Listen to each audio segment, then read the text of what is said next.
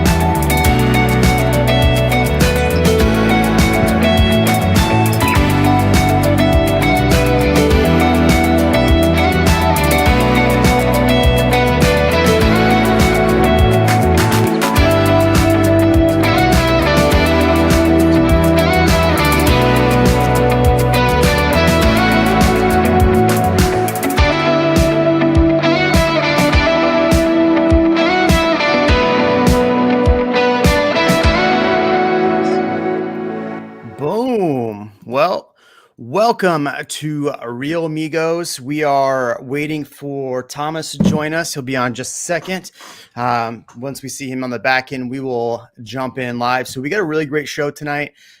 We have a great guest popping on, and I'm super excited. We're going to talk about a lot of topics about Austin developments, the hidden secrets that are development in Austin. So we're going to talk about those things. We have, as always, the Magic Mullet.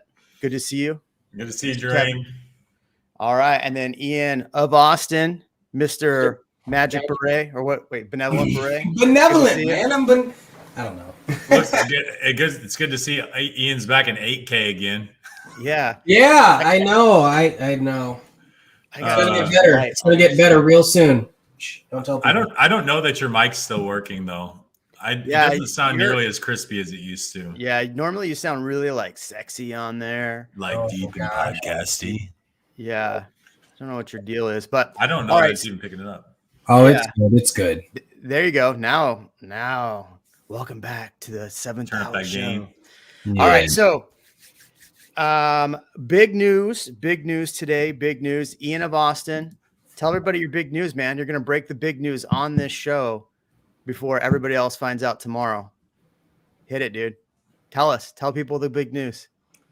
We got an accepted contract on our new house last week. I know that's not it. That's not what you're talking about. What I'm talking about, man. I'm just kidding. Hit Elite officially. Nice. At Real Broker. Congratulations. Thank you. Yeah. That's really awesome. You heard it here first. Yeah. So Elite is, I was the first to do it. Ian just got it recently. So it's really exciting. It's a big honor. It just shows that you're working your butt off and helping as many people as possible. So congratulations, dude. That's super exciting. That's really cool. Happy for you, Ian. Thank you. Ian did break his arm. He was saving a box of freeway. All right. Yeah. All right. So here we go. I'm going to introduce our guest. We got our intros out of the way. Thomas joining us from deep in the heart of Texas, Austin. Tom, how you doing, man? How's it going, team? What's up, Tom? Hey. Good to finally meet you. So I stumbled across your YouTube channel a while ago. I absolutely, what's kind of funny is your boy, Mitch. I used to play softball with that guy. So, Mitch Flax. Yeah. So I found it funny that we have mutual acquaintances there, but, so on this channel, we actually a couple of weeks ago talked about the whole Disney buying land, and I saw that from your channel. So we're going to talk about Disney and all that good stuff. But I want to hear, tell us about yourself. Give us the best intro. Yeah. Who are you? What makes you an authority on development in Austin? And give us some of your background. Yeah, sure. Thanks. And thanks for having me on. Yeah, so Tom Staub, the CEO of Red Oak Development Group. We started in Arizona back in 2016 doing some resorts and just smaller subdivisions. We have about 80 acres there under development, which will be finishing here in October. We had success there. So we moved back to Austin where I live, right? And as you all know, this is probably the hottest market in the nation. And what you'll see across the nation is just a massive shortage of land for builders. And when you have 184 people moving to Austin per day, 120 that want homes, and you're short 10,000 homes per year in a market that needs it, we saw the opportunity here in Austin. So we buy land up close to Fort Hood for, we build duplexes and triplexes up there for buy and hold investors. We primarily focus right now in the south and southeast part of Austin. So Lockhart, Lulig, Bastrop, Dale, that area where, Elon's building, where his boring company is, where Tesla is, close to where Oracle is building their headquarters. That's our bread and butter. And primarily we're buying land 40 to 100 acres at a time, and we're developing lots from 50 lots per project up to 450 lots per project. So, wow. So I've always wondered this. So when development, and I know the answer, but maybe other people don't, but when you're doing a development like this or trying to find land for development, where do you come up with the capital to buy land and the process for that? Like, what does that look like for you? Yeah. So, it's out there, right? We have a variety of sources. I'm now doing a tour, if you will, here in a couple of weeks, partially with Mitch, actually, up in Dallas, but all around Texas and other parts of New York and even California. I'll be out in Dana Point next week talking to a very successful developer to be my main sponsor and capital provider. But more or less, you go to these offices and the story's there. It's a pretty easy story to raise capital on, right? You have Austin, a phenomenal market. It's not crashing despite what some gurus talk about. And I'll hold off on the names for those. Sure. But you tell the story of what's happening, and it's pretty obvious that their money's pretty safe in these projects. I'll tell you, we closed a deal last week, a week and a half ago. We raised $7.5 million for it. It'll be 450 lots. We have LOIs for all lots in 3 days. Wow. Right. So, and that's from the builders like Taylor Morrison, D.R. Horton, KB Homes, Meritage, David Weekley, Dries. They're all hungry. Right. So with that story in place, and you come to the table with LOIs on the table, we source from wealthy people from California, from New York, and we source from family offices that want to diversify their portfolio. And on top of that, we have hard money guys that come in at 10%, 11% that will supply, half or more of our equity or capital in the deal. That's awesome. Yeah. I think it's Meritage too, by the way. That's what I call it. Yeah, Meritage. Everybody else like Meritage. I call it Meritage. America. Yeah. The hardest part with a lot of these builders, and we're hearing a lot of the stories, is that, lumber, obviously the cost is coming down, but they're having a tough time just getting resources in general. I had a client last week who just got their windows stolen out of the house. They got delivered and somebody pulled up and stole all the windows. So when you're working with you're developing a land like this and you're getting LOIs, are those builders baking into the cake? Are they trying to make any affordable products with that? Like, what does that look like? Amazing, right? The term affordable. I think right now the only thing that you can produce that's affordable is double wide mobile homes that actually are not bad. Champion and Clayton have done a hell of a job building a decent product now that if you put on a solid foundation, it's 90% of a stick build. Right? Wait. Another developer that thinks mobile homes are okay. God forbid. Yeah, right. Yeah, I'm telling you. In Arizona, we have a small subdivision that's our bread and butter, and we're selling them for $400,000 a piece. Listen, right? Tom, I've been praising mobile homes. I just sold my last mobile home park in Illinois, and I've been praising mobile homes. And I think there's a lot of opportunity there. People make fun of it, but you're right. The quality is totally different, right? The quality of them is totally different. Yeah, it's right. You're not going to have 45-degree angle great rooms and 12-foot windows and something like that, but you're going to have 9-foot ceilings. You're going to have decent windows. You're going to have studs in the walls, and they're decent nowadays. They're not built for 100 years, but arguably stick builds might not be either. So the average life expectancy of a mobile home is 65 years. There you go, right? Yeah, and if you go look at your tax record, it'll actually tell you how many years of expectancy is left on your house. Yeah, and by the way, the FHA 3 months ago just passed a financing act to now begin to approve financing on mobile homes without owning the land. Oh, nice. Yeah. That's cool. we have a lot of rowdy guests in here. Master Jedi. No, I love it. That's a good one. Master Jedi is actually who put me onto your channel. So appreciate that. So he does Absolutely like mini me. So, the big hubbub around Austin is, you mentioned briefly that we hear that the Austin market's going to crash or that we're in this speculative bubble.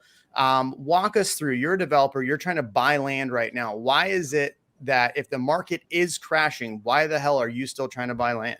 Well, it's just not. I'll just give you a few examples of real life backlogs that we have. Right, one, the builders right now. This guy's on fire. If you look at the builders and you just listen to any earnings report, 35+% of their demand is in backlog, right? So they already have a massive need to build more supply for the back orders, right? We have 220 investors waiting to buy duplexes up north. Now, if we assume 2/3 convert, we have 140 units that we can sell tomorrow, right? When you look at where we see the market and what we see happening is that developers, they're a little scared, right? You hear all this stuff in the news.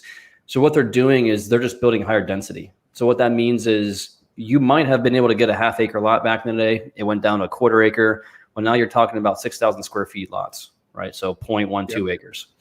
So they're doing higher volume. They're, instead of using 2x6s in the walls, they're using 2x4s, right? Cheaper. Instead of doing 16-inch gaps between the studs, they're now doing 22 inches between the studs. They're not doing pitch roofs anymore. They're doing 9-foot flat ceilings. They're learning ways to reduce the cost. And at the same time, they're taking bigger margins on these price increases. Now, I think most people that are looking at the market, including Austin, see a plateau coming. In a plateau with some decent appreciation, 3 to 5% year over year, I don't think anyone's really predicting massive corrections. And no one that I talk to 18 months out from now are either. So I want these guys to chime in, but I do have a question. Here's been my thought on my channel, and I've talked about this over and over. And I just want to, from your perspective, obviously you see things differently than we see them. My perspective is this. There's a lot of factors. So I saw a video the other day that said that the reason why realtors are lying to you is the fact that we're saying so many people are moving here. And if you look at the trends, it's not as many people as you actually think. In fact, that data was inconclusive because it went through 2020. In the middle of 2020, we had a pandemic, and a lot of those people started moving towards the end. So that went through July 2020. And if you look, so we had 67,000 people move here 2020. We're estimated so far around 73 to 75,000 this year. Mm-hmm. But in my perspective, I'm looking at it going, there's so many jobs and businesses still moving here. There's a lot that moved here in 2020. There's a lot still that are coming through 2023, through 2024. So that speculative bubble, that's 37%. People are speculating on the growth of Austin. Now they could be wrong, right? But like you said, there's a backlog, 35%, 31% for these people.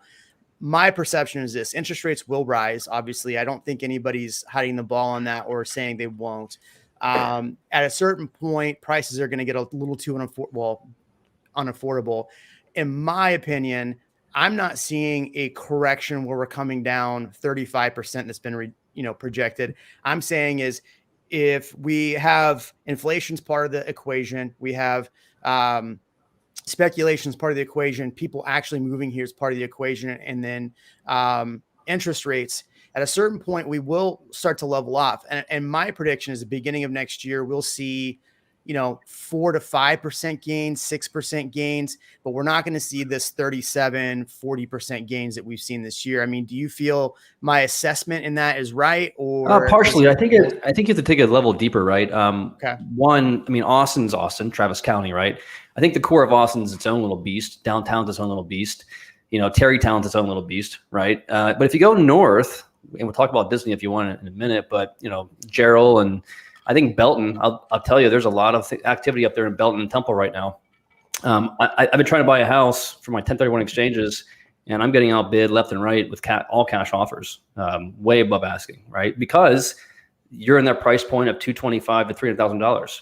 And I think anywhere across the nation, if you're in that price point, there's going to be strong demand no matter what happens, right? No matter if rates go up, that segment is the hardest to get, whether you're in and you have renters, or I'm sorry, not renters, investors that want to buy that segment. You have entry-level buyers that want to buy that segment. You have even people that want to move up from their, condo that costs 150 now to the next level. That's move up territory too. So you have a lot of demand in that segment. So if you're in that segment, I think you're safe for a long time. I think where we might see some softening is when the smart money gets a little worried and stops buying those move up homes or the 1 million plus homes. But I think anything between $250,000 to $600,000 is safe for some time. I think it's everything else outside of those that bell curve that we have to watch. And even within Austin, I mean, again, I was on a conference call just last month with Zonda. It's an awesome database.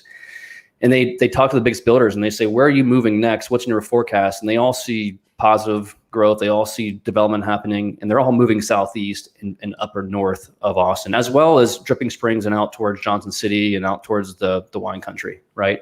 I have a developer that I won't say his name, but he's a very big player in Austin, one of the biggest. His dad came from money. He's got a ton of money from his development, and he's buying hundreds of acres out in Fredericksburg, up in outside of Marble Falls, Horseshoe Bay, beyond Liberty Hill and Florence.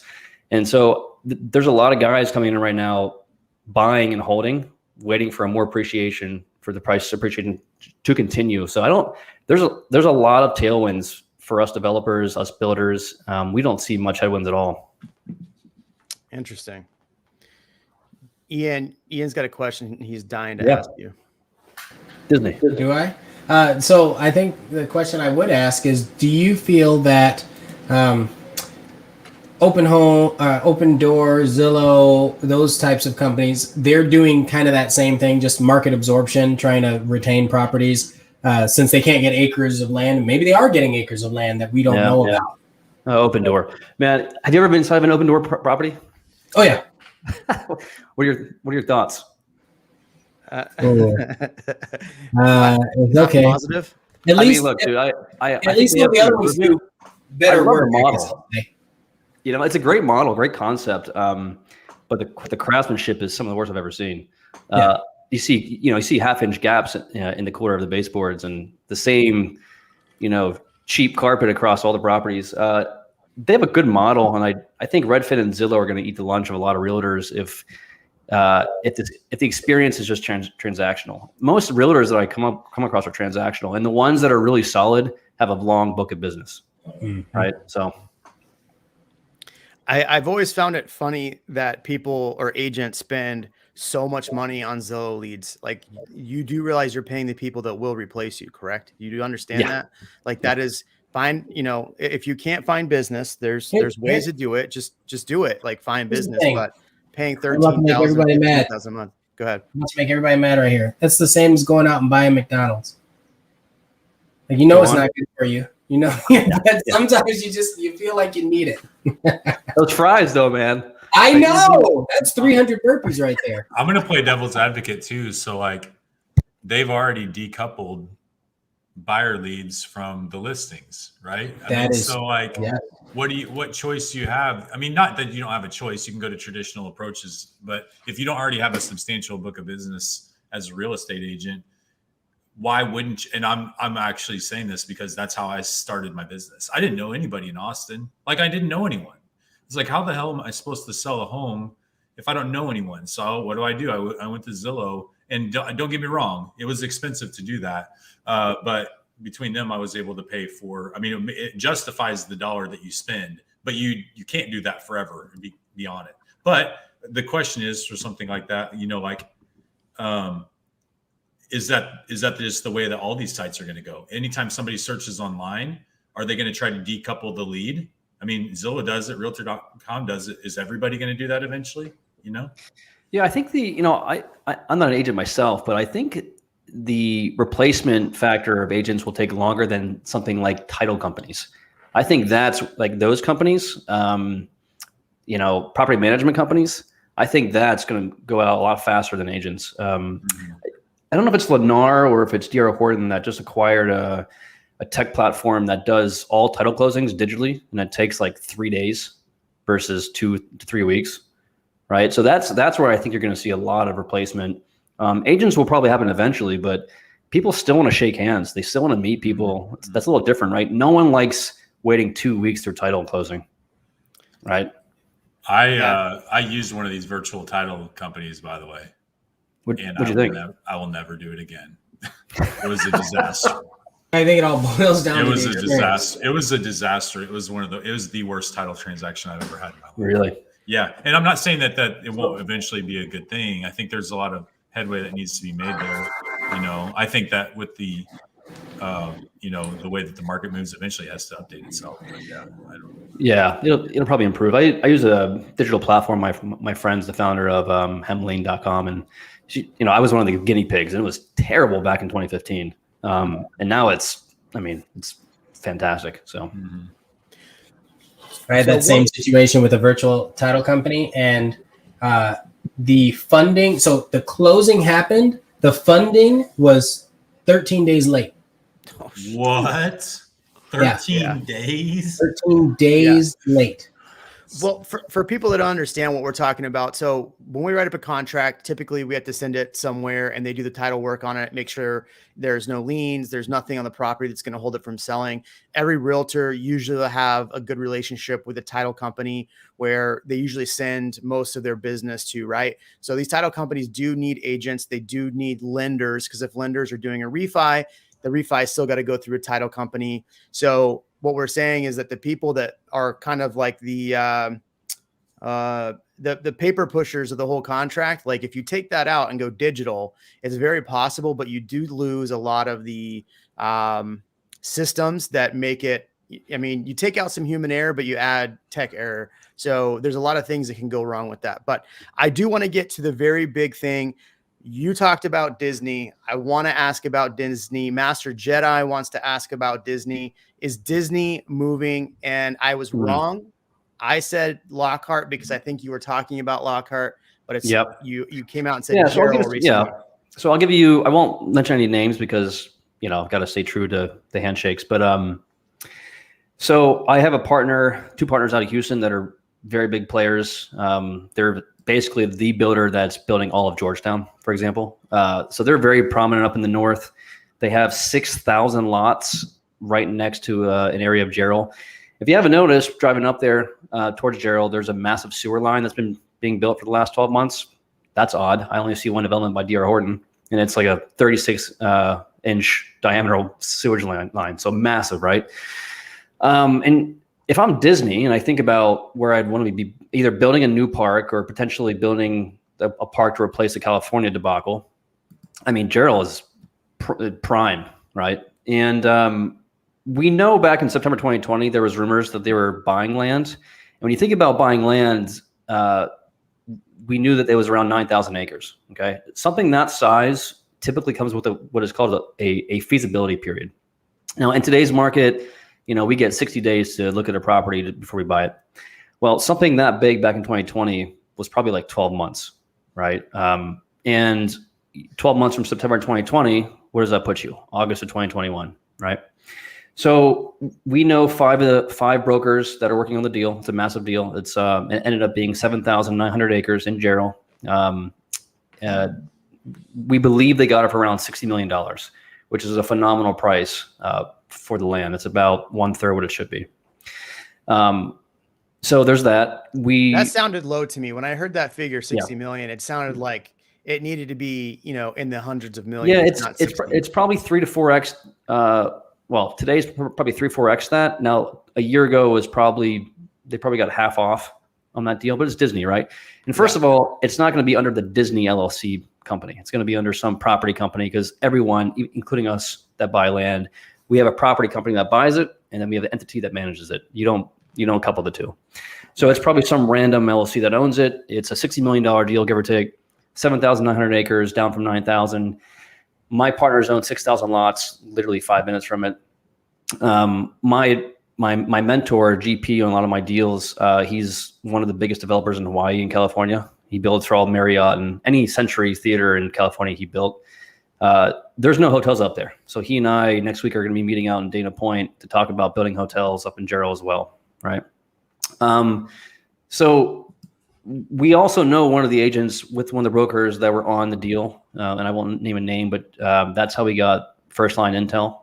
So, who knows? The rumor is that the first part of the park will be open by 2025. So you'll see shovel in the dirt by 2023 or late 2022.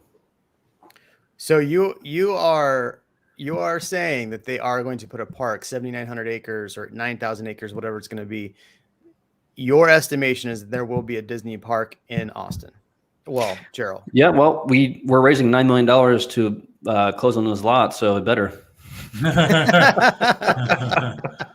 Talk about speculation. Geez. So that's awesome. I mean, that's it's great to have somebody on the channel that can talk about the development side of this, because I mean, as realtors, we hear about developments, but we're not really always privy to what happens with these developments. Yeah. So you're telling me the process for that really does take an entire year before they can actually close on that? Yeah, I mean, or get close. Yeah, so I'll give you just a quick 30-second overview of in Lulig. We're actually one of the first builders that are building something in Lulig, which is southwest of Lockhart, 15 minutes east of San Marcos. We're building a 50 lot community, 1 acre lots. Think of it like modern farmhouse. 1 acre lots. Wow. Yeah. One septic. So $600,000, 1 acre lots, modern farmhouse kind of style. We're the first builder there, right? First movers. Now, the city loves us. We have great connections. Permits take 4 to 6 months in a very pro-build city. Gerald's roughly the same, 6 to 8 months. But our feasibility is 60 days. So now we're talking 6 to 8 months to build out the horizontal, as it's called, which is the land and the utilities, are 6 to 8 months. So you got a year and a half before you can even build a structure on the land, right? Yep, there you go. So it might have been, Angela just made a comment, but it was either Lennar or DR Horton. They built like a 100-unit community up there in that low 200 price point. It's all sold out. They're both in there, Lennar and DR Horton. Yeah, Starlight now. Yeah, so Disney's probably looking at 18 months to 2 years to get the utilities in, the infrastructure. So that puts us into 2023 before they start building structures, right? So it all lines up to what you would think in terms of timing. I don't know why Disney doesn't come out and just say we invested in 8,000 acres in North Austin. Because it'd be a feeding frenzy, I would guess. You think so? I think people would start panic buying pretty fast. Well, look what happened. It's hard enough for people to get houses. I mean, yeah. I mean, that's right now. I mean, if you look at our market was already hot to begin with, but once the announcement of Tesla came, I think that's where the speculation grew. My phone, for 6 months straight, every day was an investor calling and the words out of their mouth was Tesla, I want to be Southeast. So, so for you, being a developer, looking at this craziness of Austin, looking at the fact that, we might have Disney up north, Samsung might be going up towards Taylor. There's a ton of development that's still coming out. So if Disney were to announce and Samsung were to announce, what do you think happens to our market then? Well, I can already tell you it's already happening, right? I talked to the builders. I had, again, Zonda, I use that. We can get reports on how many lots are being permitted, bought.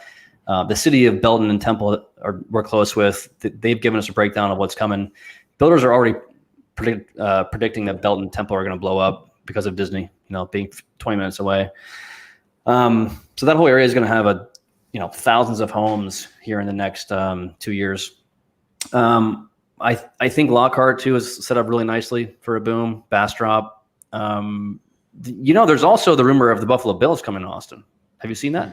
I saw that, and then you did a video kind of briefly talking about it. But yeah, I highly doubt the Buffalo Bills will come here. Yeah, I'm with you on that. I do have a connection that knows someone on the leasing side. I guess they haven't renewed their lease yet.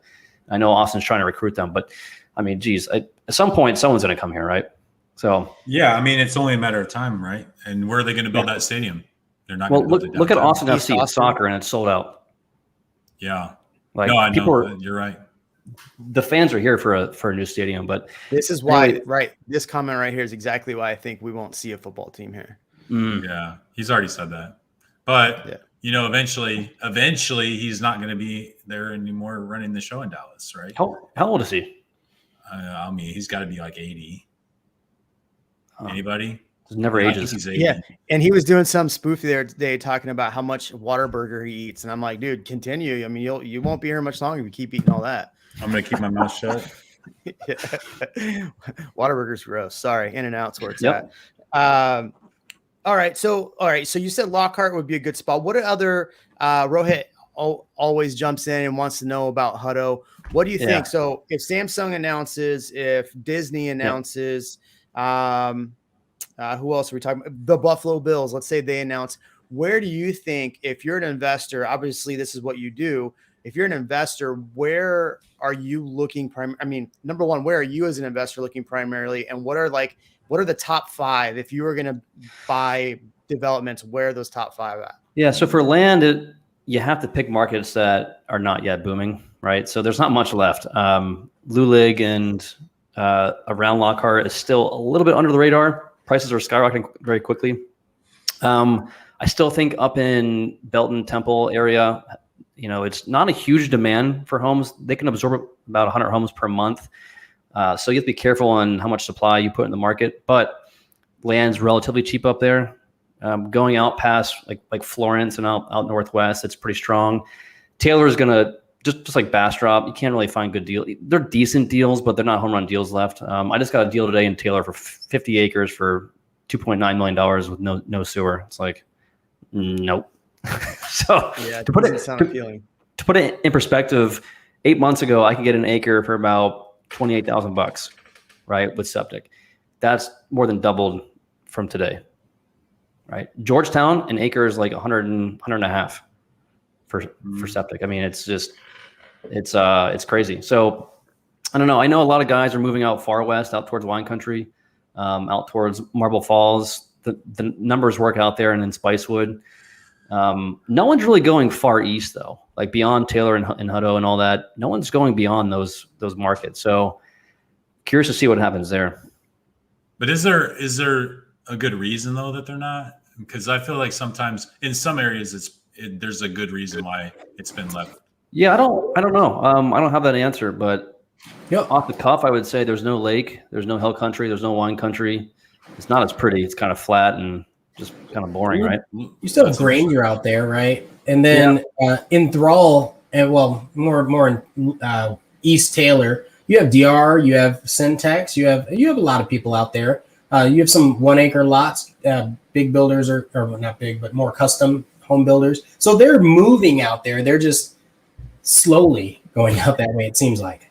And I just did a deal in Thrall. People were excited. They sold their land in Maynard to buy in Thrall. Were they enthralled? You know what we are seeing, and it's kind of an indication of where the progress is moving. Is we first saw developers buying big chunks of land and then subdividing into 5 acre lots and selling this like ranch vision. That's kind of been consistent across the board. That's usually the first move. Is you get developers, they'll buy 100 acres, they'll make 18, 20 ranch style 5 acre plots and sell them pretty quickly. And then over time it just shrinks. All right. So I mean, in Lockhart, just a year ago, you would have had to sell 3 acre lots in these like mini ranches. Now they're down to an acre a piece. So why don't we just go start a city then? Yeah, we right. could just go buy some land in the middle of nowhere, and I could call it Mulletville or something like that. Mulletville. Yeah. We could put a post office downtown and make a nice little downtown. It'd be like Celebrations Village or whatever they call that in Kissimmee, right? Yeah. Have you ever been down there? No. It's like it's like a Disney theme park, like in a housing complex, had a baby.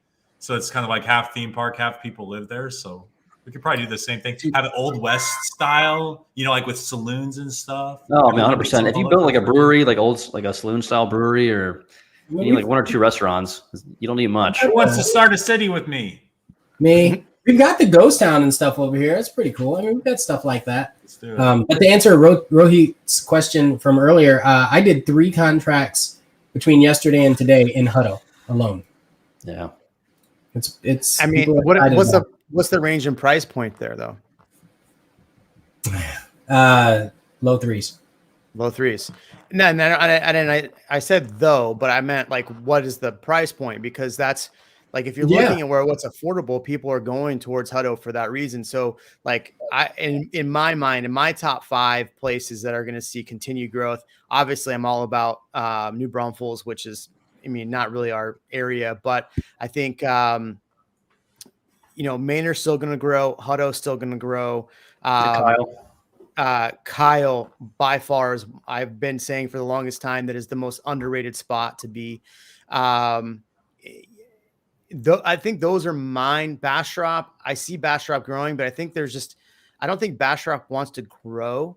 And so it's getting expensive for that reason, but Kyle wants to grow. So I think as an investment standpoint, the fact that Kyle does want to grow and they are willing to push things through makes that attractive to me. I mean, what are your thoughts on that? Yeah, I mean, well, there's one stat that I posted months ago. So the population today in the Austin MSA is like what, 1.9 million, give or take, 2.1 in that range. Yeah. Well, I just saw a stat was 2.2. Oh, jeez, wow. Yeah. But by the year 2040, the population will be 4.5 million. Okay, so we all know. Sorry, say what year again? I think that was assuming pre-pandemic, right? Like, yeah, exactly. It's just exploded since then. Yeah. So, let's just say 4.5 million, right, in the next 18 years, right? That's massive growth. Yeah, there you go. Okay. Yeah. So, supply and demand. We don't even have accurate numbers. Look at that. Yeah. Well, we don't have 2021 numbers. That's a problem. This only goes through July of 2020. Right. So, anyway, what's important too is to compare this against the nation, right? The nation's population is actually decelerating, which is amazing when you see this, right? And the population's growing at like a 0.8% clip year over year across the nation. So this is 4 times faster than the nation average. So, and we're still behind on development. So when you talk about where would you buy, I think anywhere, frankly, within Austin that has a $200,000 to $500,000 price point is set up really nicely for the long term. So to go to your point right here, I had this stat ready because I knew you were going to talk about this, because this is one of the points that one person who keeps saying Austin's going to crash. He keeps saying that, okay, there's a 50% increase. Where he got that number, I don't know, but in new build starts. There's one factor in new build starts that people just don't understand. A start does not mean a completion. 100%. Even though this stuff started last year, I have clients that have been under contract since May and June that still have not closed their properties because everything kept getting pushed out. And the lumber prices were part of it. A lot of things they've had to move to different, all this stuff. So there was a ton of starts last year, but they're not closed products. Not even close. Yeah. And so if you look at this graph too, so this is comparing population increase. So we've had a pretty consistent population increase, except for 2009 and 2010, we had a big dip, but the 2011 went back up. But this graph right here is showing you that we've been behind on new build starts for a decade. And the fact that we're behind, and we were starting to catch up here. I mean, we're starting to get a little more even, but the fact that we've still been behind, you even said that we have a backlog of 10,000 per year, I think is what you said, a backlog of 10,000 residences to purchase. So that's why we're seeing a 37% increase. So 100%. People going out there telling you that realtors are telling you, oh, it's because people are moving here. That's one aspect, yes, but it's not the full picture. I hate when people try to say, here's the big whole pie, but I'm going to show you 2 parts of the whole pie. Right. That pisses me off because it's not just the one piece. And realtors are going to say stuff like, oh, okay, yeah, there's so many people moving here. But Kevin, Ian, your phone rings. How many buyers out of 10 buyers, how many of them are out of state and how many of them are in state? I'm going to guess. Hold on. I'm going to guess 8. That's exactly at 7 or 8. 7 or 8. Every time. And so if you're a realtor and all you're doing is getting phone calls from people outside, even if they don't move here, your perception is that there's a lot of people moving here. And so that is part of the reason why you're seeing prices go up. Anyway. Yeah. Well, so a fact that yesterday I put it on a podcast when talking to builders and agents and trying to determine how many people are moving into the location that they're buying, roughly 50% are moving into the location that they're buying. So this is across the nation, not just in Austin, right? That's great. And so, but back to that graph, exactly. There's probably 250,000, homes in under supply already. So until that chart flips substantially, where we're 20, 30,000 permits above population growth, I don't see how we close that gap, and I don't see how we begin to crash. And by the way, if we do crash, don't forget, Wall Street now sees real estate as an asset class. So there's billions of dollars on the sidelines waiting to gobble up single family rentals. I mean, they're doing it right now too. Exactly. So you're hearing about BlackRock and all these other companies. 100%. If there's any crash coming, that will be absorbed quickly by the Wall Street banks. Hot take: if it's a crash, it will be intentional. Yeah. So they can pick up assets. Well, that, and think about too, all the people that have been sitting on the sidelines doing FHA, VA 3.5% down that have been iced out for the last year, right? Yeah. So a lot of those people will be back in, but at what cost? And this is what there's one aspect of this, and interest rates are a part of it. And I did the math on this. So right now, if you bought a $500,000 house in Austin, based on the basic tax rate, everything at a 3% interest rate right now, it would cost you about 20% down. It would cost you about $2,600 a month would be your mortgage. The only way to make that make sense, if let's say, 4.25 is a realistic interest rate, because we've seen that in the last couple of years. So let's say interest rates go to 4.25 or higher. I'm just going to say 4.25. That price would need to come down to 4.25 for it to be the same thing. Yes, you're paying more money down for the $500,000 house, right? It is an aspect of it, but at the same time, is it going to drop 15%? So you have a lot of people sitting on the sideline that are hearing these people say, "Oh, it's going to crash." And now I'm not telling you to buy a house. I'm not. If it's not in your best interest right now, don't do it. But people are telling you not to buy because there's a crash coming. If that crash does not come, what is that cost going to be to you when interest rates are higher? Well, and further to that, if you're going to be buying, like when I envision what Austin is going to be, I'm thinking 20 and 30 years from now. I'm not thinking 5 years from now. So like you have to change your horizon a little bit. If you're thinking about you're going to buy a house, buy the house because the investment is going to be longer term. Like how much of that's going to happen? And my thing is I always want people to buy as close to Austin as is humanly possible, because you think 20 years from now, if you own a property that's in the city of limits of Austin, that's going to be so rare, not rare, but there's obviously the same number of houses, but the value is going to be much, much greater than if you're buying an investment property in Thrall right now, Yeah. I look to samples for like where the ceiling is, and you look at Terrytown, right? And it's a nice area, very nice. And so maybe you take a haircut off that ceiling price, but Terrytown is going for prices that we would see in like the Hamptons and it's just, so I don't know if the ceiling slows. I will say in Easton Park, they had a house for $800,000, which is crazy because the average house was like $500,000 a year ago. And they just recently did a haircut on that. So there is some slowing on the ceilings there, but we're definitely living in a premium market. So, you know where the Grove is? So I've got a buddy who's the Grove in Oakmont, near Oakmont. In North Austin? Yes. No, 45th Street. Yeah, 45. So I have a buddy who has a house over there, and he said the house across the street sold for like $850,000, and then they tore it down and they're building another house. Like just one. I'm like an $800,000 tear down. Yeah. Right. In Really? North Austin. You're 4 or 5 minutes from downtown from there. It's not far. Mm-hmm. Yep.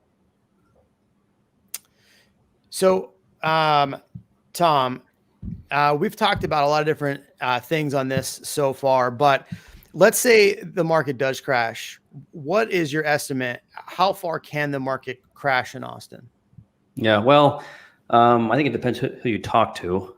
In our deals, we're easily finding deals that we're covered down to a 25% correction in land prices, and we still make money. Now, I don't think it's going to happen. And if you just do the math, typically land is about 25% of the overall sale price, right? So if I'm selling lots for $100,000, they go down to $80,000. The homes would come down from $400,000 to like $350,000, give or take. Don't think that's going to happen. again, I think it depends on which area that you're buying. If it's the $250,000 to $500,000, I don't think it's going to crash. I think the luxury market might slow and maybe it corrects 5-10% if you're lucky. But I don't see the story of a crash, and so I can't even predict what would happen. I mean, what do you all think? I mean, I've been fighting against this for a long time because I don't see that it's ever even going to happen. And I've been saying, Tom, you and I are on the same page. I've been saying the stuff that you're saying right now, going to be a crash. Like, okay, fine. It'll be absorbed so fast. I have investors right now. Like I had an investor email me and said, hey, if you come across any opportunity, just a random guy, like one of these new Western guys or whatever. If you come across these opportunities, I've got buyers that are ready to go. And I was like, do you realize how many people that I have sitting around with money right now that are ready to buy? Do you think I'm going to send you one? Do you think I'm going to send you one? Like my clients are starving right now. They're starving for opportunities. They're ready to pounce. I just don't see this happening anytime soon. Yeah. I think from an investor standpoint, and Austin doesn't have as much investors as like a Phoenix or a Vegas per se, but cap rates have to get down to like 3-4% to see any sort of risk there. And they're still, 5-6, maybe 4 to 6 in Austin. I think I've seen stuff that's way lower. I've seen 2 and 3. Yeah. I mean, and people still buying. Wow. Yeah. There's, but on the tertiary or the fringe areas of Austin, you can still get 4 to 6, right? I mean, up in Manor, maybe. That's probably okay. But you can't borrow money and make money off of that. No, that's true. Yeah, it's all cash buy. It's all cash. Yeah. How do you think property taxes are impacting investors? Because that's one thing I've talked about on the channel over and over and over and over again is property taxes. I mean, there's really no end in sight to how much property taxes will go up.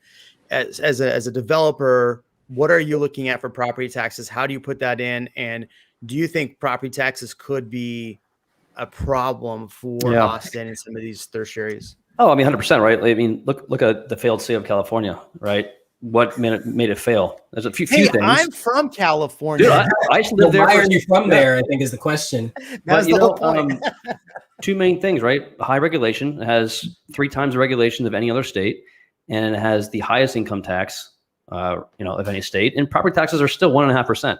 So you lose half your income living there. So going back to that equation, if Texas stays no income tax, I've done the math. It still makes sense even paying higher property tax if you own. So 2.9 is high. As a developer, it's quite the opposite. If you know of the Robert Kiyosaki cash flow quadrant, right? They create tax programs to incentivize developers like myself. So when you look at your property tax on these new developments, you probably see this PID tax or this MUD tax, right? Well, those are programs that we go to the Texas Congress and say, hey, look, we want to create a MUD. What that means is I'm going to build out the sewer, the water, all the utilities, and you're going to reimburse me almost half of my cost. Now, how do they pay for that? They turn around and they charge you all or whoever's buying the homes that 0.7% tax. Now that's an interesting way to do it, right? It's funding the infrastructure cost. So there's a variety of ways that you can take revenues from the state and do that, but I think it's one that's pretty creative. I think the problem that we should be talking about is the reassessments, right? It's what, every year, every 2 years. That's where I think there's some risk in Texas is they're constantly reassessing these properties, and locals that have lived here that are now getting taxed on 2x the value of their homes are pissed because now their tax bills have doubled, right? And so I think that's the elephant in the room that hasn't gotten enough attention. So on the FUBAR where it was the data was all shared a couple of years back. Yeah, that accident, right? Accident. I'm sure it was accidental. Yeah. Well, here's one too. I live in a new development and I'm building another one, but by the way, it's been 2 years and there's not even a foundation poured yet. But anyways, they sent out letters to us. How many are starts, right? That's the question. Exactly right. Yeah. They sent out these letters, voluntary questionnaires to new homeowners, saying, what do you think your house is worth? What did you pay for it? So, and people are probably answering these questionnaires. So they're definitely interested in assessing property values left and right, which is really concerning for long-term value. Reminder: if you're moving to Texas, this is a non-disclosure state. Yeah. Reminder. Well, here's a big problem. So the TCAD said they went to another program. So they were buying our proprietary data from CoreLogic. That's why there was a program.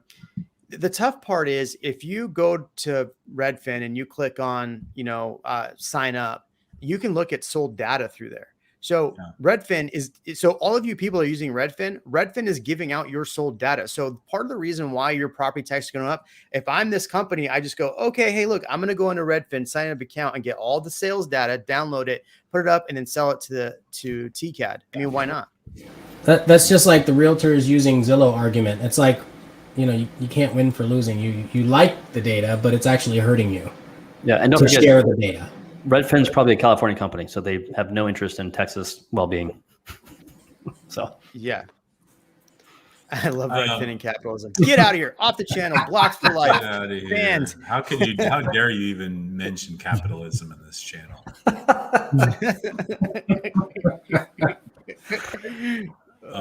So Tom, of the stuff that you're developing, like think of all the projects, are you guys even remotely interested in offering something that would be like an affordable, like an entry level option?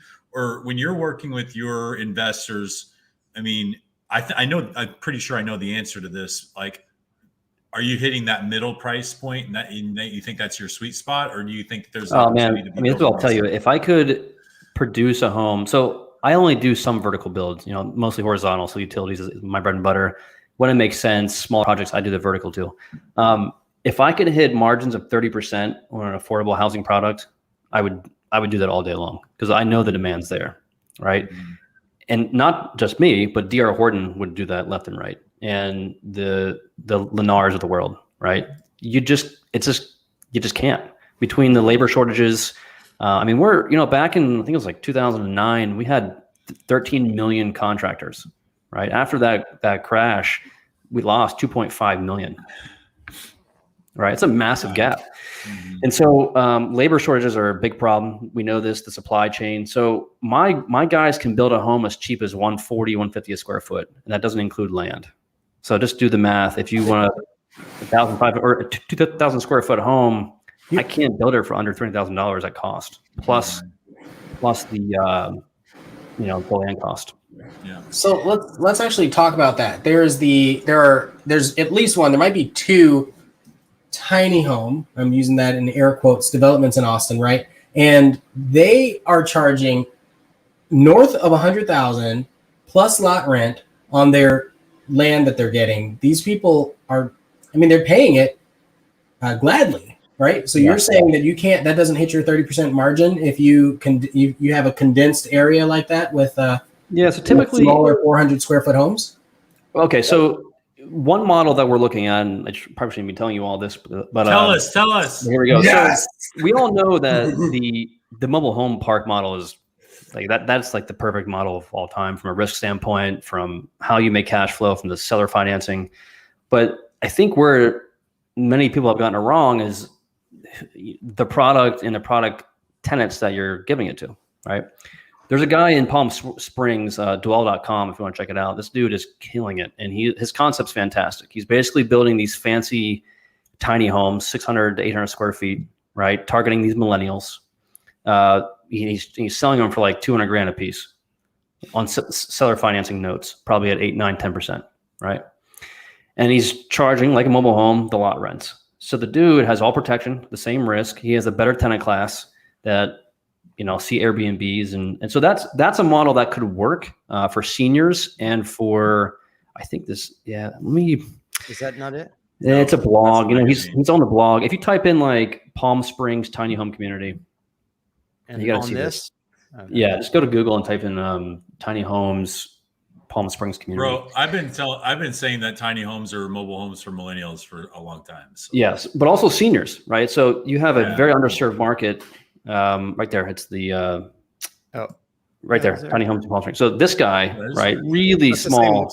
Okay. Yeah. So he's probably building 6 to 8 units per acre, which is super dense. Typically in subdivisions, we get 4 to 5 houses per acre. So he's 2 times the density. His costs are probably $100,000 per unit. Flat ceilings, 9 foot, really basic. I mean, and they're probably looks like a Lennar home. Yeah. Yeah. Pretty basic. Right. And so the dude's selling them for $250,000 a piece. Really straightforward here. So I think this is a product that could work for seniors and for millennials. Dude, I'm ready. You don't know, this like gets me pumped. Like I want to run out of this room right now and go do this. That's how exciting this stuff is to me. Because you're right. I mean, most people don't understand how hands off that is when you're getting lot rent. You're able to seller finance. Then if they don't pay, you're the one that's repossessing, so you still have the asset. 100%. Like it's the ultimate business model. Yeah, this is the only real estate that Warren Buffett owns. Yeah. By the way.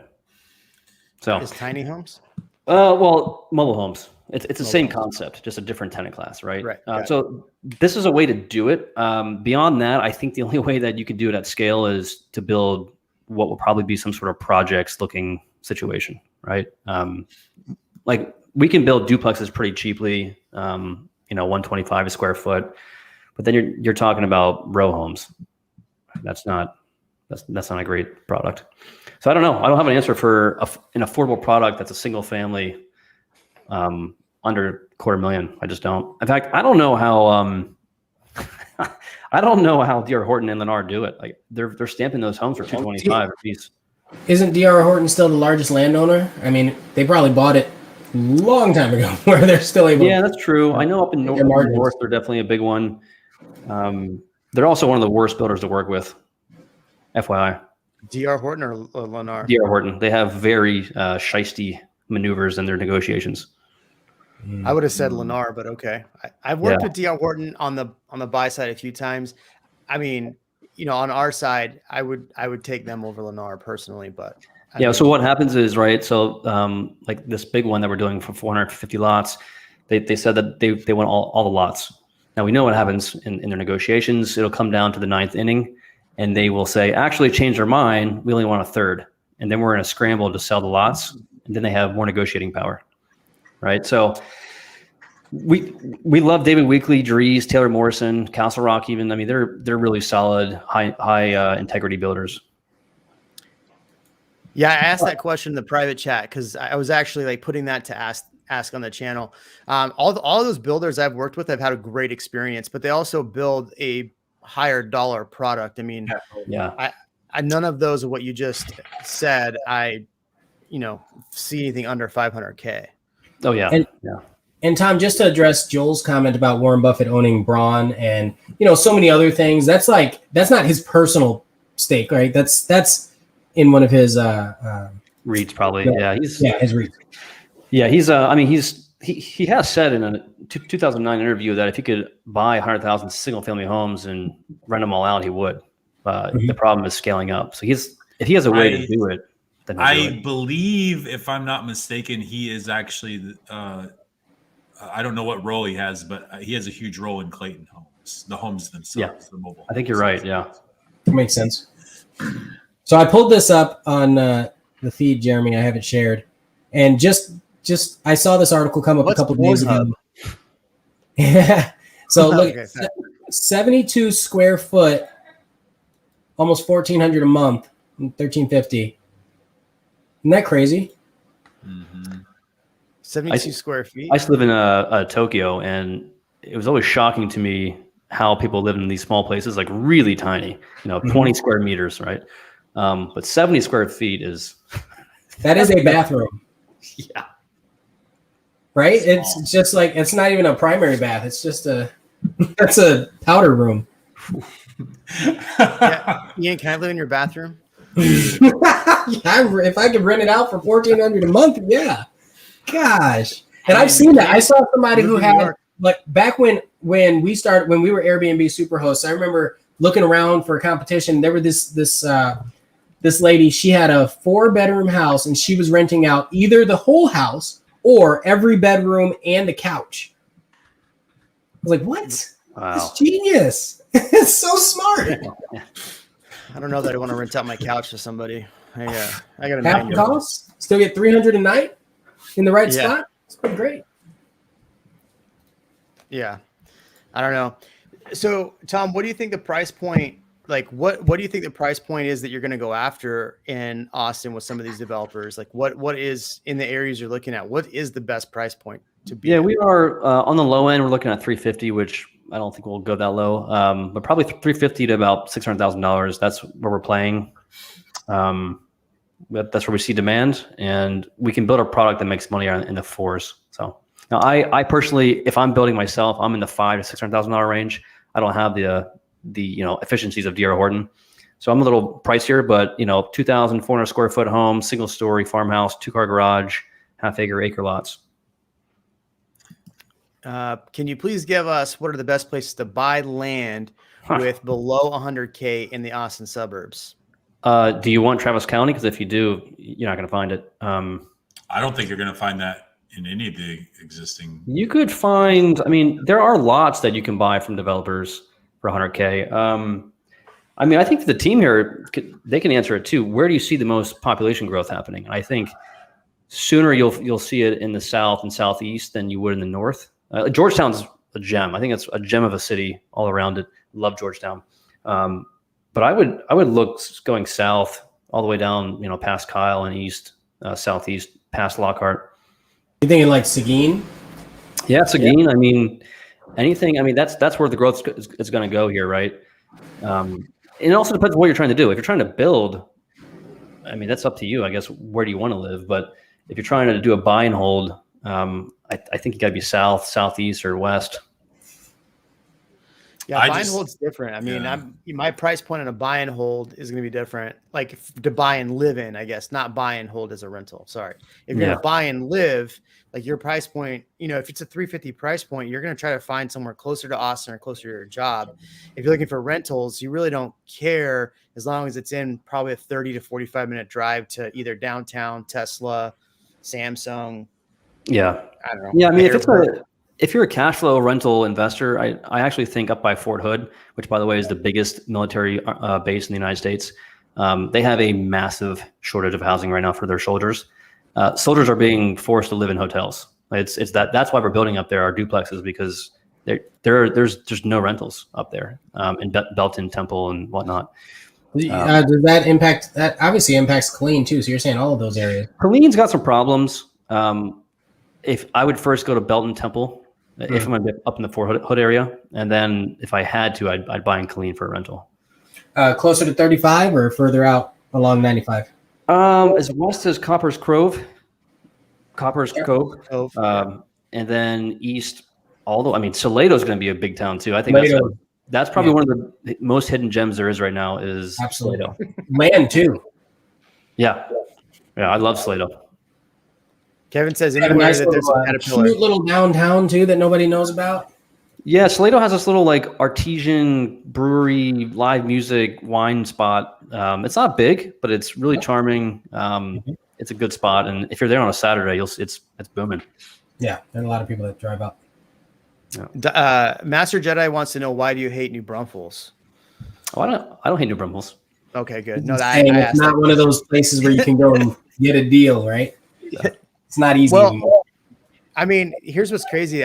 So I put a new build under contract with Gian, and we're all in at 330. Their base price right now is in the 400s, just the base price, and you got to add 35. I think they say you have to add in a minimum of 35 grand in upgrade. So you're 435, 100 grand would have already, and it's not done. Talk about things that are taking forever. I'm not going to go yell at the builder when I know I have 120,000 in equity already in a house. But Master Jedi does want to know why you hate California. Good question. No, I don't hate California. I love the food. Napa's fantastic. Great parks, beautiful drives, and everything. It's a great state until you get into the anti-business of it all. It just. I think it depends on what you care about. I want to see growth. Not to get political, but that COVID shutdown really, it's going to take 15 years to replace that GDP that was just lost.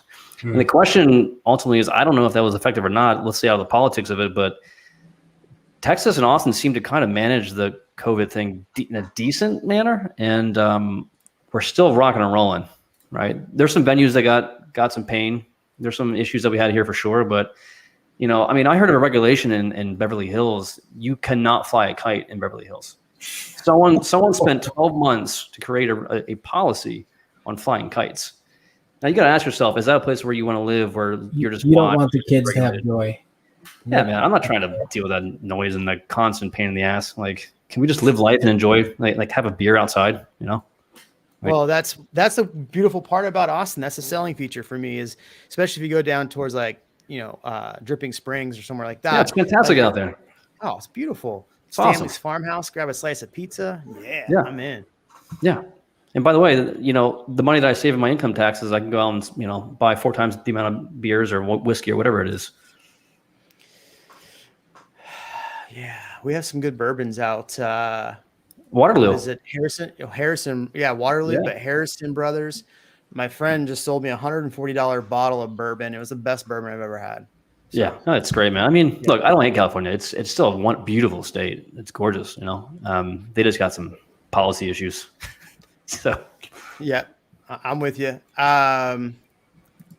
So thoughts on Wild Horse Ranch? I mean, I think I would just pay attention to the tax rate is the main thing. I mean, that's the biggest problem. I mean, we work on different sides of this, right? I mean, you do the development side of it. We work with the clients who have to pay those taxes from the PIDs.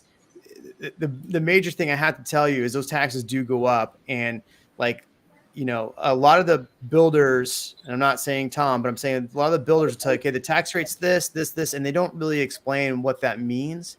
And so, and really a realtor should be like warning you if they don't. But like, let's say there's a 2.96 or 3.04 tax rate. You're buying a $350,000 home. You're looking at like $9,000 to $12,000 in property taxes a year. Like, how does that going to end?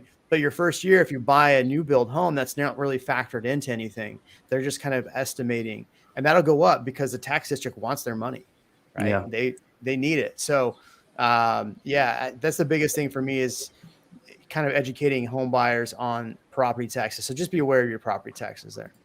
Yeah. Now you do get that is it 10 or 15 grand as a tax write-off in the end of the year? So it's 10. Yeah, 10 grand. So it's really the luxury homes that got hit pretty hard, right? So that property tax, take that times 0.75. That's effectively what you're going to pay in the end. Here's a good one. Ian, I want you to answer this one. Is that the one where they can't finish the houses right now? That's everywhere. Oh, okay.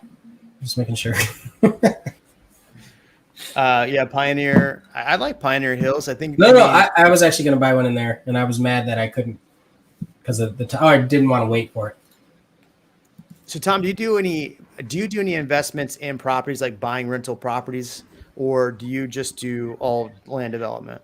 Yeah, I do. I have a small portfolio, like 12, 14 properties, give or take. Single family left. I own in Indiana, a few left there. I used to own in Ohio, got out of that market. Alabama, around Huntsville, it's a really good market. I own some properties there, and then Texas.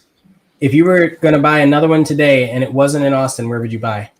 I love Chattanooga, Clarksville, out in Tennessee. I think Durham is going to blow up. If you haven't been there, Durham. Yeah, so there's Raleigh, right? Raleigh. We call it Raleigh, whatever. Raleigh it's already kind of growing and it's priced out. Durham's kind of been like the black sheep of that area, and it's set to boom. The whole urban core is going to blow up. So, but I love Chattanooga. I think that's think of it as like the Boise of Tennessee. And I've heard from locals that Des Moines, Iowa is a good one too right now. So I'm not sure what that analogy is. Maybe you can expand. The Boise of Tennessee. Boise? Yeah. So, Boise, right? It's like this outdoorsy kind of mountain taters, mountain women. Yeah. It's well, if you look at Chattanooga, it's essentially like an outdoorsy kind of city as well, right? So it reminds me a lot of the people in Boise as to who's moving there and why they're moving there. Yeah. Yeah, Chattanooga is a cool place. Yeah. You're from Iowa, right? Is it Slipknotville? Me? Yeah. No, I'm from Illinois. Illinois. Yeah. You want to talk about Illinois for a while? We can talk about that, bro. No, I think California is bad. Yeah. That's like the one. West Virginia and Illinois are like the collapsing states, right? Like Illinois would be like what you hate about the political climate in California, only it's cold 6 months out of the year. That's Illinois. Yeah, 9 months. And then 90% of the state is flat farmland. So Yeah, I mean, isn't Illinois a state where you have, or just Chicago, where you have to bring in a lawyer to all of your real estate transactions? Yeah, it's a lawyer. yeah. Like All everybody in sits in the same room too. That's awkward. That's awkward, bro. And everybody's. I closed on a property there when I bought a property, and I was like, "Oh no, this is not. No, we're not." And no. I don't want any quips. I don't want any jokes. I'm not trying to make friends. Let's get this over with and get out of this room. My very first closing, I didn't know that you weren't supposed to have both parties at the same time. So I arranged it where we sat across the table. And afterwards, the title rep was like, hey, you don't have to do that, right? Like, we can close them separate. I'm like, oh, no way? Okay. Many years ago. All right. So Master Jedi has been asking this question impatiently for the last hour. Tom, what are your thoughts on the growth and appreciation of Bastrop for the next 10 years? 10 years, I can't tell you. I mean, I think the linearity of population is going to be that 3 to 4% year over year. So you could probably do the math. I did see a chart recently. Definitely appreciation. I don't think it goes below 4% in any of these markets. You do have Boring Company from Elon that just bought 78 acres out there. He's doubling down too on development. So part of Easton Park is partnering with his solar company. I don't know if you saw that, to build out. I did a video on it. Yeah. I don't know what that means. He's a guy that likes to dabble in things. So I could definitely see him and his engineering background coming in and doing some stuff himself. But he's there. And if he's there, that's got to mean good things. Keep in mind too, Bastrop is only 15, 20 minutes from where the new Oracle HQ is going to be. Right. So you look at like where AMD is out in the West, right? So you think about South Mopac out there. That's 10, 15 minutes from AMD, and that's a good indicator on price as to what that might look like. By the way, if you want to know out on that side, I have a friend that works at AMD, and they're trying to get all these people to come to Austin and work at their location here, but they don't have enough office space, and they can't find it to expand, and there's not enough housing. So, these companies are having problems, just like they had in California in terms of housing and affordable housing. So it's fascinating. That's sorry, I chuckled at this. Tom, as a metrosexual man, do you think Kevin's headphones are little, girly? you know. I'm not a fan of the color white, but beyond that, they're all right. What color would you prefer? Do you want me to get my pink ones out with the bunny ears? Yeah, of course. Yeah. Like if you're gonna go not the bunny ears, the kitten ears, I can get those out if you want. I have them over. If you're gonna go full girly, you gotta go full girly. So they're just white, pink all the way. So I have a very important question then. So I was working on a project with a very large company coming out here and reloading people. They used a ton of my information and then took it. They're very known for this. So if you can guess who the company was, took the information and kind of repurposed it and gave it to their people. Starts with a T and ends with an But I was working with that company and helping them with some of their reloads. And anyway, I'm just kidding about that. But now they're coming after me shit. No, but they're having a problem with getting people out here. Like the prices are too expensive. They're having problems getting people out here. Yeah. If more businesses run into this affordability problem where we're not getting people out here, do you think that that's going to, harm the growth of Austin as well? Do you think there's a point where people just decide not to come out here? That's one. Or if they can work from home, why not just go somewhere else and work in an Austin-based company somewhere else? Yeah, I mean, income tax, right? Yeah, I think people are already moving. I mean, go to Buda, right? What do you see? You see a lot of these hippy dippy artists, people down there in barefoot. I look at, I play too, but they're in barefoot walking outside these studios. It's definitely like that's happening down there. People are moving down there. Go to Georgetown. You're seeing the population really become younger and younger. Right. And I think it'll continue. Salado, I think, is another spot where it will draw that young crowd once it's discovered. So I don't know. I mean, Austin's cool if you're like 26, if you're like downtown a lot. But if you're over 30, where do you hang out in Austin? Downtown. Domain. Well, yeah. I mean, it depends. Like, there's some cool spots, right, for music and stuff, but like it's Dripping Springs is probably the answer. But I don't know. You're sick of seeing so many people. I think I'm careful with generalizations like that. Honestly, to be quite honest, like I don't know that. I think that Austin still has a lot to offer. Literally every class and every one, and I like that. I mean, maybe maybe the affordability crisis as it is just a re-evaluation of what we can get for our money. Maybe this American dream of the 3-2 with the white fence and a big backyard for our two, golden doodles is just not realistic if you're making 60 grand a year. Hey, we both have golden doodles. I know. You guys are quintessential millennials. Yeah, well. Yeah, well, golden I mean, but doodles. To your question though, Jeremy, I guess where I was going with that, Kevin, is that people won't necessarily need to live in Austin, right? Because they can get like out in Dripping Springs, as Jeremy mentioned. There's a lot of cool stuff out there. It's a good spot, right? Bee Cave's got a lot of good stuff too. Again, Georgetown, and I think Maynard's prime for growth in that area too. So I don't know if you have to live in Austin necessarily. You might be okay living 30 minutes to the southeast or southwest or wherever it is. Well, yeah, and a lot of it's going to depend on how the transportation unfolds, and we talk about that a lot on this channel too, right? So if we end up with any tunnels, that's going to be exciting. But also just if the rail system expands, that alone is great. And there's toll roads being put everywhere. So yeah, I think it'll be fine. Yeah. They'll have to widen. If they put in or they bring Disney out there, they're going to have to make the 130 like 15 lanes. It stops in Georgetown though. Oh, right. So you're on 35 and then you head to Georgetown and then it jumps back on to 130. But Disney in Orlando's not like that, is it? I mean, there's a lot of lanes, but it's not like any different than. It's not that far from the airport either, though. I mean, they did put 19 effing toll booths on that north section of Mopac for some reason. Maybe they did this when they built that road, right? Because God knows we needed that. That's the wrong side. Yeah,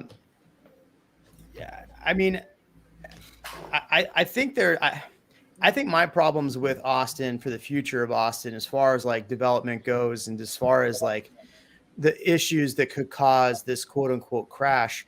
I know some people are trying to say rent to purchase ratio and all this other stuff, like, housing starts and all this stuff is, I think for me, the biggest issues we run into is at what point. I think the biggest indicator of why we're growing so quickly is the amount of companies coming here and the future growth. So that's where we're seeing a 37% growth, like that is the biggest, I think, for me. Why are we seeing a 37% increase, 42% increase, or whatever? It's the future growth that's coming to Austin. If that gets shut off, if businesses can't get people here because it's too unaffordable. I mean, you look at Seattle. Seattle's unaffordable, but people still move there. So I guess, I'm just stuck in this conundrum. I think that's where interest rates get too high. People can't live here. Prices get too high. Does that shut off the values where it's no longer worth moving to Austin? But then you look at Seattle. There's nothing redeeming about Seattle. I mean, I've been there once. It was terrible.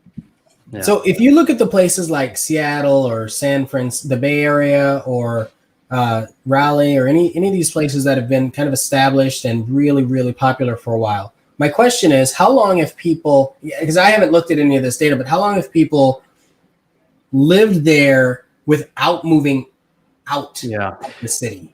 There's a study done. It's like a sociology study. And first of all, this has been happening for centuries. This is what happens, right? Where there's art and culture and good food and music, people move there. And people with money eventually. Yes. And that obviously gentrifies and then everyone leaves. The Bay Area was so homogenous. People were all wearing the same Patagonia sweaters, drinking the same blue bottle coffee, wearing the same Allbirds shoes. Everyone was making the same salary within a range. It was so homogenous. I mean, it's so vanilla now. Like there is no art or music. There's nothing left. Yeah. Right. But there's still people there. Yeah, sure. But right. Well, there's a lot of one, they definitely have population outflow, 100%, right? Right now, yes. But it's being replaced by people coming from Taiwan, from China, from India. So they're replacing the population with the people who were once native. And the outflow is specifically political, right? We can attest to that. Primarily, it's cost of living and it's taxes and it's regulation. Yeah. Well, we talked about vaccine mandates last week and people weren't very happy in the chats later in the replay in the video. But I mean, if you think about it, if vaccine mandates come out and some big businesses, I guess, want vaccine mandates, whatever. I'm not talking about the politics of this, but if there's some companies that look at this and go, okay, where can I go where there's not vaccine mandates, where we can have a company or where we have more freedom or we don't have these taxes, they're going to continue to move to places like Texas. Now, maybe not Austin, but Dallas, Houston. So for the future of Texas, I think there's going to be a huge continued inward migration. Well, I would somewhat argue that in that if I'm going to move to Texas, but I want to still attract the educated, the young millennials that are more in the left leaning, why wouldn't I live in Dallas? That's a purple city, or a very blue city like Austin or Houston, right? I can be in the state of Texas, get all those protections, but still attract people who are attracted to the blue and purple cities. Right, but I'm saying businesses are going to go to the cities. Right. So businesses that are going to attract all these employees, they're going to move to Austin. Or not Austin, but I'm just saying Texas. Yeah, but let's not get a twist. I mean, Austin, it's liberal for sure, but it's not San Francisco. And isn't a lot of the reason for the attraction like around the colleges and UT's a great school. I mean, find me a Whiskey Tango Foxtrot in many other cities. It doesn't really exist. It's hard to find those kind of places left, right? And Austin's just got a great scene for music. It is the scene. That's why everyone's moving here. And by the way, and the food scene's growing too. It's picking up. Yeah, for me, I still go back into that, and I say I don't subscribe to a lot of the same, beliefs of this is what has happened recently, therefore it's going to continue at this pace or for these reasons into the future. We've already seen a generational shift on people's habits, more of an urbanization of our country, regardless, and so we don't know as millennials or as Gen X or as Gen Z is moving through their lives, we don't know how their generation will approach living. Like they might actually decide, and I see this a lot. I see it myself. I see it in a lot of my colleagues and my friends. They're willing to actually downgrade their ownership of thing in order and they'll pay the same price for the living and location and spend more of their income on the experience versus the actual ownership of the property. That's why I don't know that you can say, well, it's going to continue at this pace in this area, or people move here for this reason, or they go do this. Like, I think there's good reasons for it. And I don't see this ever stopping. I think you're right. Texas, I think, has the best climate for all of that. And I think it will for a very, very long time. But I also I don't know that we'll always be able to say, yeah, these people are going to buy this type of house or they're going to want to live here. I don't think it's going to be like that. Yeah. I mean, I recall back in 2016, John Burns Consulting is a great firm with their data. By the way, if you want to see some real estate data, go to their Twitter handle and just follow John Burns. It's great. All right. He had a report in 2016 that just talked about the migration, right? And back then, before it was COVID, before it was whatever, he had this chart that showed the migration. And basically he was saying people are, tired of the cold. So you're seeing a lot of movement from New York and the Midwest to the sunshine states. At the time, that was Arizona, Texas, and the Southeast, right? So even before all this was happening with affordability, people were moving here just for the weather alone, So I do want to answer this. Like somebody had asked when I first started that, they said, does that mean you have to change the American dream in order to keep up? And I say, yeah, probably. It's probably going to change, but because it's just going to naturally happen. Yep. So when I was talking about vaccine mandates, what I was in the wrong. What I was thinking is, so they just announced that they're going to, with the $3.5 trillion tax plan or whatever their infrastructure deal or whatever that is, that they're raising on the above 400,000 income to 39%. They're increasing the corporate tax rate and all this other stuff. That's what I meant. Is that going to drive some more of these people out of California? Because you're going to be paying. I mean, look, what's income tax there? Like 15%, something like that, 13? 10 to 14, depending, but typically most people in the 12% range. Yeah. Okay, so you're gonna have 39% income tax on but don't forget the 9.5% sales tax. And that. So do you think that'll continue to drive people to Texas? Real estate transfer? Yeah, I mean, I don't know. I mean, I feel like if you haven't left the Bay Area by now, like what are you waiting for? Like what's going on? Like, I mean, if you got family there, I get it. If your job keeps you there, then that's unfortunate. Or if you bought a house in the 70s through 2010, 100% get it. Otherwise, I don't know why you still live there. Go feed your kid. Yeah, it's like go feed him. No, give him a hot pocket and have him sit on your lap. Yeah, and watch hot pocket. Yeah, I heard about real estate. Okay, here's an interesting question. Maybe we're not asking this. What if California becomes the scorned wife or husband or whatever, and says, wait a second, I don't want everybody to leave. I want to change. And now all of a sudden, let's say California has so many people leaving that at some point they say, we have to change our climate. And then they change their political climate or financial climate to make it more attractive to businesses. Is that enough of a reason to see people changing? Or do you think that we still, as an area like in Texas, still, no matter what the other areas do, are offering something that is going to continue to grow? Well, I don't know. From living there, I mean, you still have problems like infrastructure, traffic, affordability, homelessness, school problems, crime, poverty. I mean, you still have the wildfires, lack of water. just so like there's still a long list of things beyond just taxes, right? Yeah, but it's beautiful. It's a great place to be. I mean, realistically, if you didn't deal with some of those things, like, why wouldn't you want to live there? I guess is my question. I mean, I will never live anywhere else but Austin because I think it's God's country. I came here as quick as I could, but that's just my opinion. I mean, like I do. I love Carmel and Santa Rosa and St. Helena outside of Napa, and even Sacramento is a pretty cool town. It just I can't believe you just said that. It's not a bad town. I lived in the Central Valley. Trust me, I hate everything in Central California. I can't do it. Yeah. I lived there for too many years. The terrible smog or the terrible air quality, cow allergies. Whoa, cows. Yeah. You can't say cows. We've got cows. We have cows, but we don't. No. No. Not a lot of cows. We have cows. We don't have dairies. Dairies are all over the Central Valley. It is nothing but cow butts gross. And cow tits just getting that milk out, man. It is just like all of my friends growing up. Oh, all my friends growing up own dairies. Yeah. All of Illinois.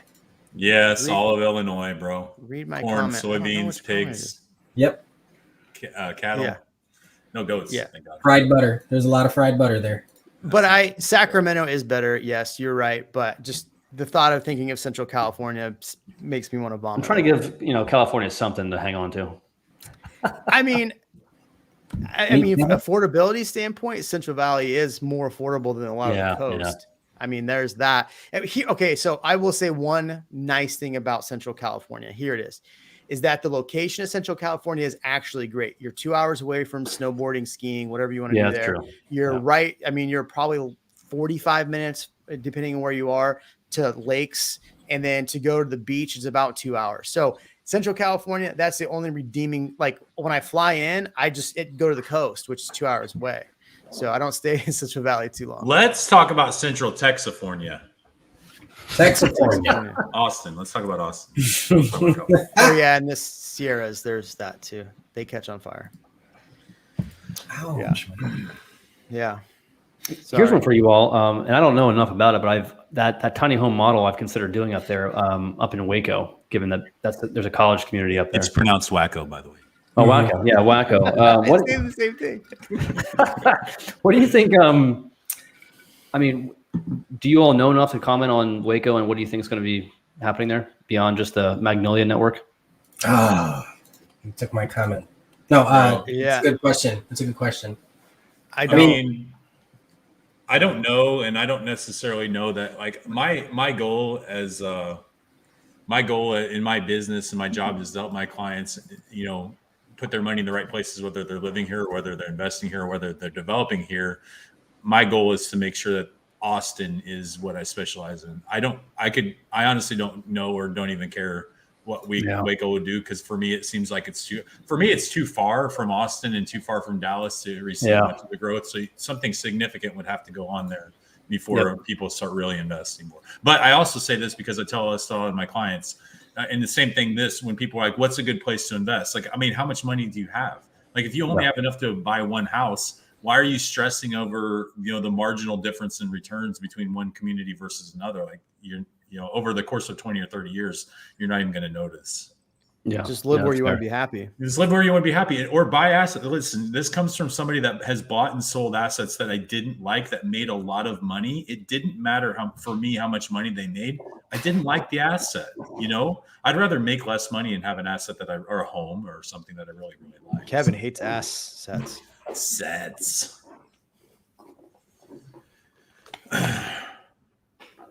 No more comments or questions? Jeremy's kid just came in. Mm-hmm. Sorry about that. You should apologize. Get out of my room, kid. Daddy's working.